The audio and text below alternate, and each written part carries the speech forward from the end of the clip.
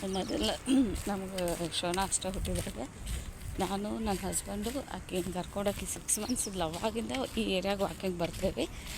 ಆವಾಗ ಈವ್ನಿಂಗ್ ಬರ್ತಿದ್ವಿ, ಯಾಕಂದ್ರೆ ಡೇ ಟೈಮ್ ಒಳಗೆ ಸಣ್ಣ ಹುಡುಗಿತ್ತೆ ನನಗೂ ಒಬ್ಬೇಕನ್ನ ನನಗೆಲ್ಲ ಮಾಡೋಕ್ಕಾಗ್ತಿರ್ಲಿಲ್ಲ ಕೆಲಸ. ಆಮೇಲೆ ಅಷ್ಟು ಅರ್ಲಿ ಮಾರ್ನಿಂಗ್ ಇದಾಗಂಗಿಲ್ಲ ಅಂತಂದು ಬರ್ತಿದ್ದಿಲ್ಲ. ನಂಗೆ ಗೊತ್ತಿರಲಿಲ್ಲ ಅರ್ಲಿ ಮಾರ್ನಿಂಗ್ ವಾಕ್ ಇಷ್ಟು ಬೆನಿಫಿಟ್ ಐತಿ, ಇಷ್ಟು ಸಮಾಧಾನ ಕೊಡ್ತೈತೆ ಅಂತಂದು. ಸೊ ಅವ್ರು ಆಫೀಸಿಂದ ಬಂದಮೇಲೆ 3 ಜನ ಸೇರಿ, ಯಾಕಂದ್ರೆ ಆಕೆನ ಫುಲ್ ಆಕೆ ಎತ್ಕೊಂಡು ಹೋಗ್ಬೇಕು, ಆಕೆನ ನಡೆಯೋಕೆ ಆಗ್ತಿರ್ಲಿಲ್ಲ.